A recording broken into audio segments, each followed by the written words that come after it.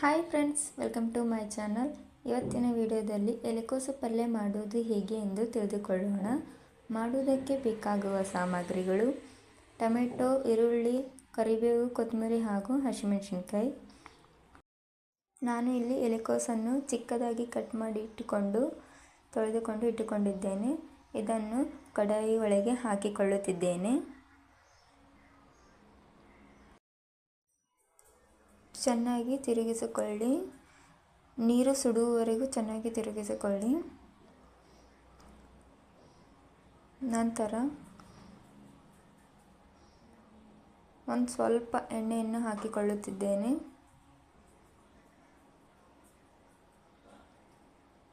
ಹಾಕಿದ ನಂತರ ಚೆನ್ನಾಗಿ ತಿರುಗಿಸಿಕೊಳ್ಳಿ. ನೋಡಿ, ಚೆನ್ನಾಗಿ ಸುಟ್ಟಿವೆ. ನಂತರ ಇದನ್ನು ಒಂದು ಪಾತ್ರೆಗೆ ತೆಗೆದುಕೊಳ್ಳುತ್ತಿದ್ದೇನೆ.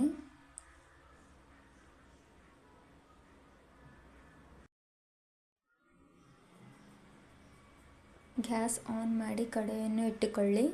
ನಂತರ ಎಣ್ಣೆಯನ್ನು ಹಾಕಿ ಎಣ್ಣೆ ಕಾಯ್ದ ನಂತರ 1 ಚಮಚದಷ್ಟು ಸಾಸಿವೆ ಜೀರಿಗೆಯನ್ನು ಹಾಕಿಕೊಳ್ಳುತ್ತಿದ್ದೇನೆ.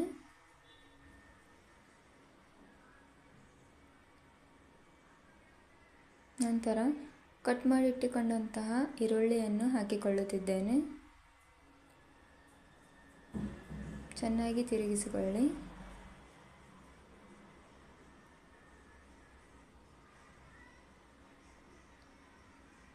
ಈರುಳ್ಳಿ ಸುಟ್ಟ ನಂತರ ನಾವು ಕಟ್ ಮಾಡಿ ಇಟ್ಟುಕೊಂಡಂತಹ ಟೊಮೆಟೊ ಮತ್ತು ಮೆಣಸಿನಕಾಯಿಯನ್ನು ಹಾಕಿಕೊಳ್ಳುತ್ತಿದ್ದೇನೆ.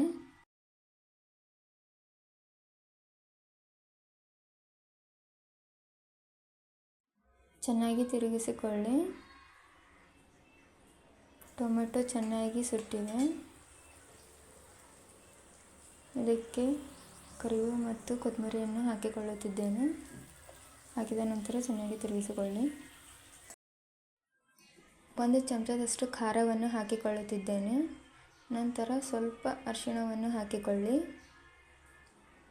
ಹಾಕಿದ ನಂತರ ಚೆನ್ನಾಗಿ ತಿರುಗಿಸಿಕೊಳ್ಳಿ.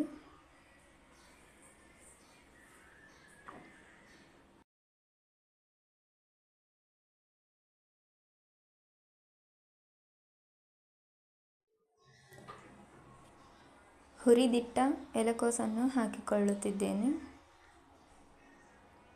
ಹಾಕಿದ ನಂತರ ಚೆನ್ನಾಗಿ ಮಿಕ್ಸ್ ಮಾಡಿ. ಎಲ್ಲವೂ ಚೆನ್ನಾಗಿ ಮಿಕ್ಸ್ ಆಗುವವರೆಗೂ ಮಿಕ್ಸ್ ಮಾಡಿ.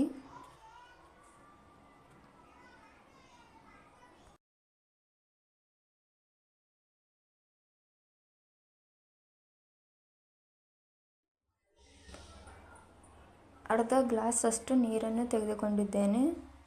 ನೀರನ್ನು ಹಾಕಿ ಚೆನ್ನಾಗಿ ಮಿಕ್ಸ್ ಮಾಡಿ.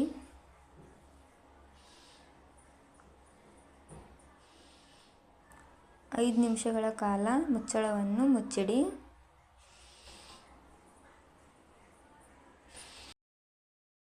ನಂತರ ನಾನು ಇಲ್ಲಿ 1 ಬಟ್ಟಲಷ್ಟು ಬೇಳೆಯನ್ನು ತೆಗೆದುಕೊಂಡಿದ್ದೇನೆ. ನೀರನ್ನು ಹಾಕಿ ಚೆನ್ನಾಗಿ ತೊಳೆದುಕೊಳ್ಳಿ.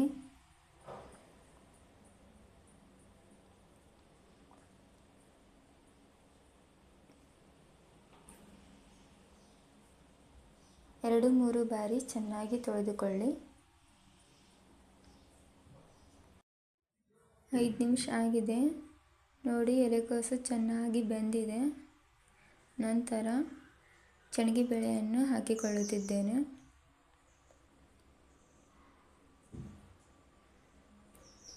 ಹಾಕಿದ ನಂತರ ಚೆನ್ನಾಗಿ ತಿರುಗಿಸಿಕೊಳ್ಳಿ. ಬೇಳೆ ಮತ್ತು ಎಲೆಕೋಸು ಮಿಕ್ಸ್ ಆಗುವವರೆಗೂ ತಿರುಗಿಸಿಕೊಳ್ಳಿ. 1 ಚಮಚದಷ್ಟು ಉಪ್ಪನ್ನು ಹಾಕಿಕೊಳ್ಳುತ್ತಿದ್ದೇನೆ.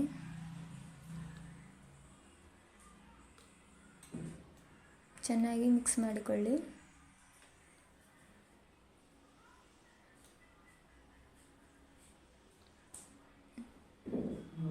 ನಂತರ ಒಂದು ಸ್ವಲ್ಪ ನೀರನ್ನು ಹಾಕಿಕೊಳ್ಳುತ್ತಿದ್ದೇನೆ.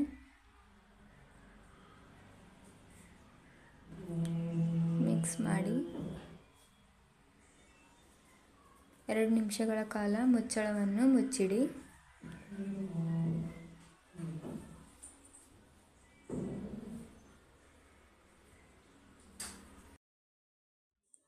2 ನಿಮಿಷ ಆಗಿದೆ. ಬೇಳೆ ಕೂಡ ಚೆನ್ನಾಗಿ ಬೆಂದಿದೆ. ಇಲ್ಲಿ ನಾನು ಒಂದು ಚಿಟಿಕೆಯಷ್ಟು ಮಸಾಲವನ್ನು ಹಾಕಿಕೊಳ್ಳುತ್ತಿದ್ದೇನೆ. ಹಾಕಿದ ನಂತರ ಚೆನ್ನಾಗಿ ತಿರುಗಿಸಿ. ನೋಡಿ, ನಮ್ಮ ಎಲೆಕೋಸು ಪಲ್ಯ ರೆಡಿಯಾಗಿದೆ.